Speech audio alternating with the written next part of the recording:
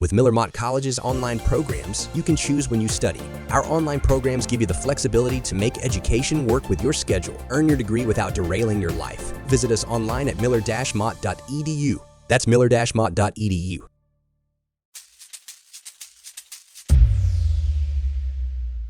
Welcome to Bite Size Bios.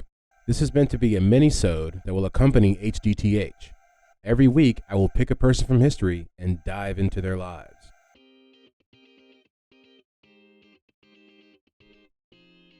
All right, welcome back to another episode of Bite Size Bios, BSB. This is episode 10. We're going to be covering Jeff Bezos. Before we get into old Bezos, or as we'll learn, he originally went by a different name. We'll see if there's anything to wrap up about the last episode, which was about Christmas. Well, it was about wreaths, not actually about Christmas wreaths. It was about as Christmassy as I think I intend to get this Christmas season. What I thought was interesting, or what I liked about it, was the fact that we learned that the wreaths were originally worn on the head, and I never really thought about that until I did the research. But you've watched older movies like the Romans or whatever, and all like we covered, and that really was the first idea of a wreath, which we said, of course, was called a diadem. I didn't know that word at all either. I thought it was a pretty informative episode. I think these HTTHs are getting better as they go. I'm trying to get these BSBs off the ground, these bite-sized bios, but I don't know. I'm trying to find interesting people to profile. I'm trying to find people that are not getting that I don't think are getting profiled as much as I would like to see out in the world. But I don't know if there's anything else really to say about the wreaths before we get on with it.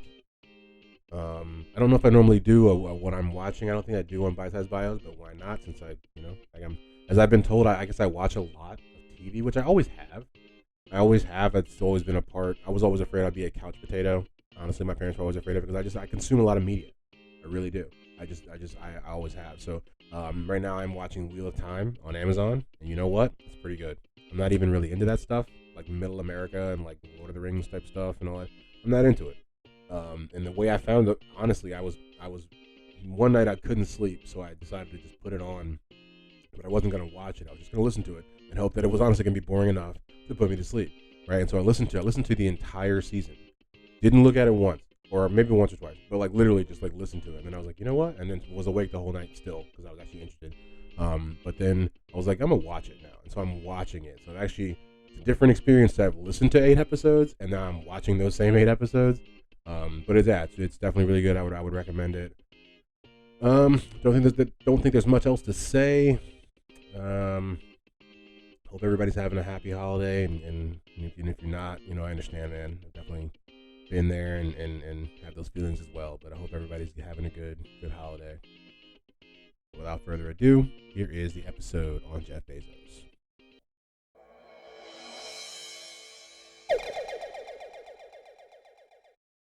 All right, so today we're going to be talking about Jeff Bezos.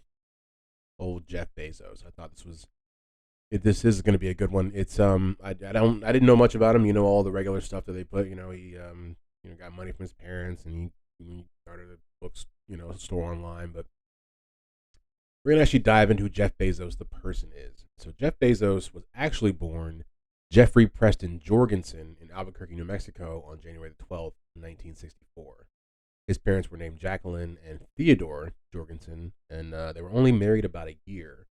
Jorgensen is a Danish name, but let's see here. Bezos' mother actually got pregnant with him while she was still in high school, and like I said, they were only together for about a year, and then they actually divorced. I think there was some sort of marital issues, but then not too long after that, she meets a guy by the name of Miguel Bezos. Right, so that's where we get the Bezos from. Jorgensen. To me, no offense to people named Jorgensen. Jorgensen doesn't sound like a guy worth $200 billion. It just, Bezos got that ring to it, And Miguel Bezos, is it Bezos or Bezos? I think it's Bezos. Bezos. Okay. But yeah, Miguel Bezos, he escaped to the U.S. from Cuba when he was about 16 years old and did not speak any English at the time, and worked his way up and went to school, and then met Jacqueline, Bezos' mother. And so they got married, and once they got married, of course he accepted his name, his last name, and that's how we get that, the Jeff Bezos we know and love. Okay, and so this is talking about Bezos's relationship with his actual biological father. And so it says here basically he's been out of his life for his whole life, and that when I guess this guy named Brad Stone interviewed the actual Jorgensen guy, asked him if he knew anything about his son, he said he really didn't know anything about how famous and rich he had become. So the guy was really outside of his life. And so once we got Miguel, we got Jacqueline together, and old Jeff makes three. The family moved from New Mexico to Texas, where Jeff's new dad, old Mike, Miguel, he would work as an engineer once he graduated college. And they would be there for a while, but specifically they were in Houston. But Bezos has connections to Texas. His mother's family has connections to Texas. They own a fairly large ranch in Texas that actually, when Jeff, when old Bezos got older, he bought it and expanded on it. I think it was like 25,000 acres, and he expanded it to like 300,000 acres. Like, I mean, it was some real Yellowstone stuff. But yeah, so they were in Houston for a while during the time, and throughout his whole life, Jeff has always displayed scientific interest and technological proficiency. He once rigged an electric alarm to keep his younger siblings out of his room. It just sounds like some real 80s stuff to me.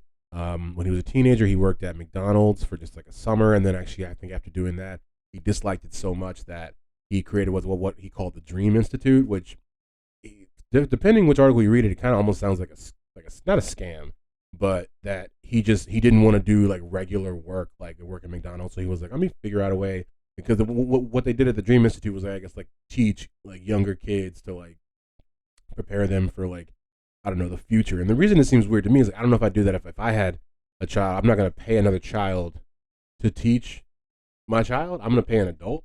You know what I mean? I don't know. So like, I wouldn't do that, but I don't have kids. So, my opinion really doesn't matter. But so the family moved from Texas out to Florida, and that's where actually old Bezos went to high school. Let's see. He was a high school valedictorian.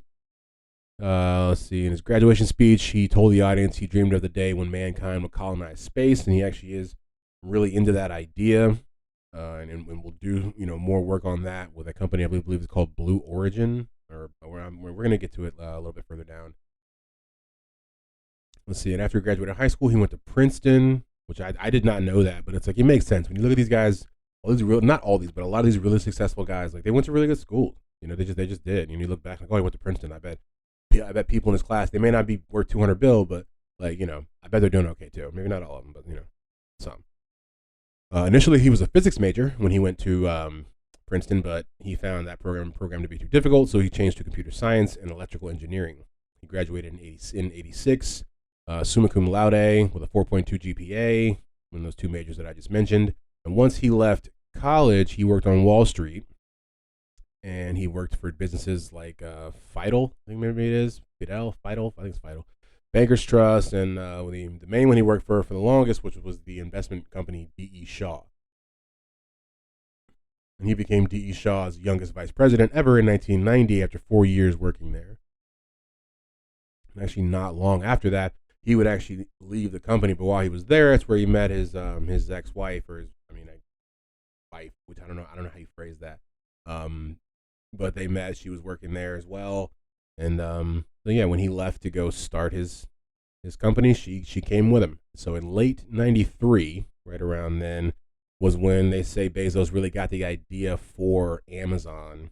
After reading some articles and seeing some things that say the internet is just growing at an exponential rate, and he just wanted to get involved. And so he and his then wife Mackenzie Scott, like I say, left their jobs, and they founded Amazon in Seattle, Bellevue, Washington, on July 5th, 1994, after writing a business plan and all of that good stuff.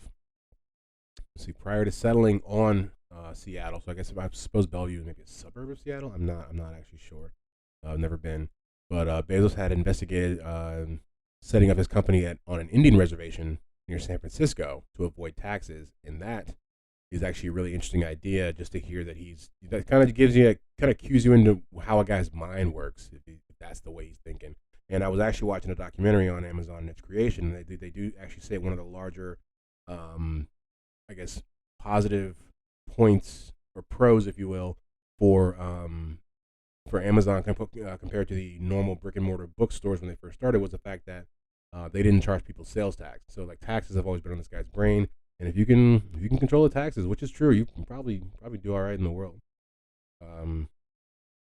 So yeah, initially when Amazon started, the company, it did really well as far as like it was making sales. In 2 months, the sales reached 20,000, and they just kept growing.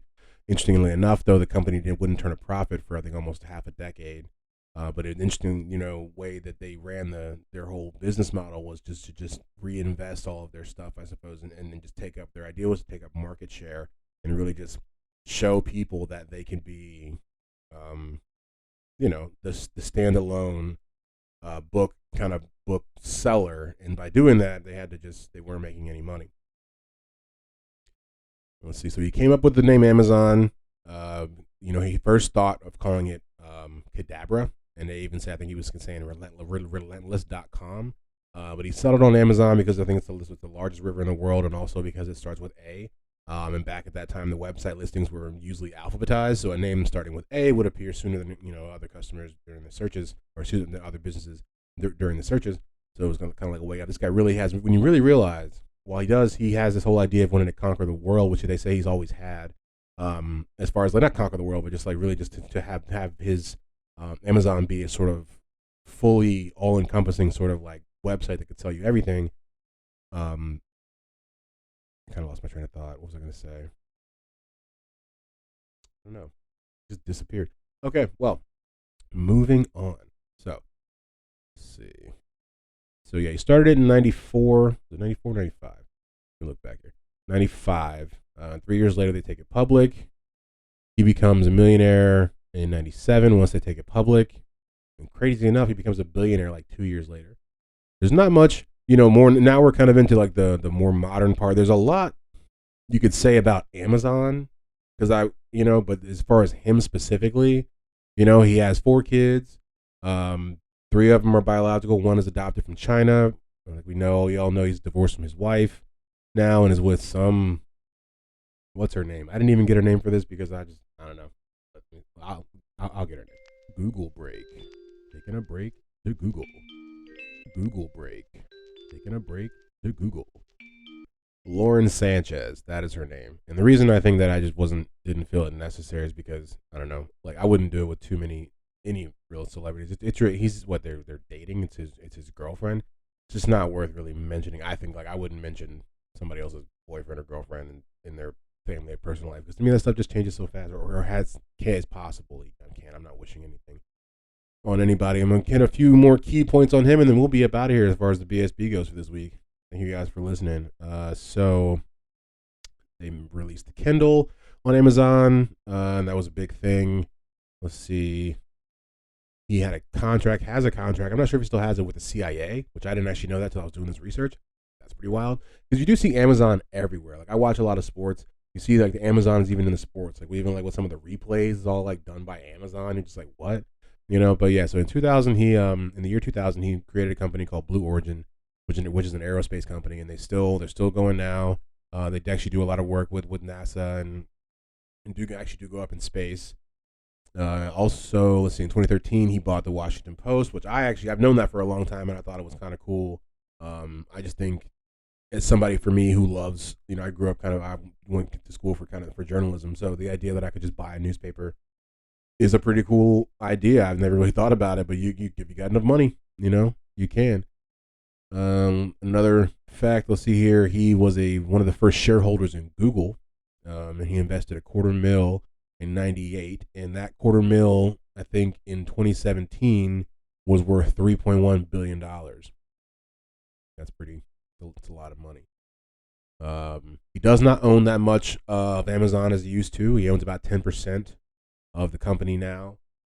But yeah, I think that's probably all I really have to say about Jeff Bezos. So just going to be a quick bio. I was really more interested in about him as himself separated from the company, and it's hard. I've said it before, to do these people that are still alive because the jury is still out, as on people who are still alive. The world doesn't truly know how they feel about them yet. But yeah, that's it for Jeff Bezos' BSB.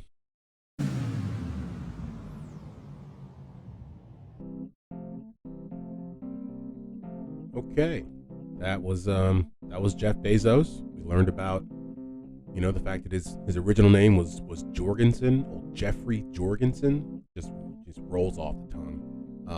But yeah, thank you guys for listening, and we'll see you in a couple days with the with the How Did That Happen episode. And then if you want any extra, HTTH, can't get enough, head over to htthappen.com, where you'll see all the transcripts and blog posts about various things that I write about. All right, see you guys in a couple days.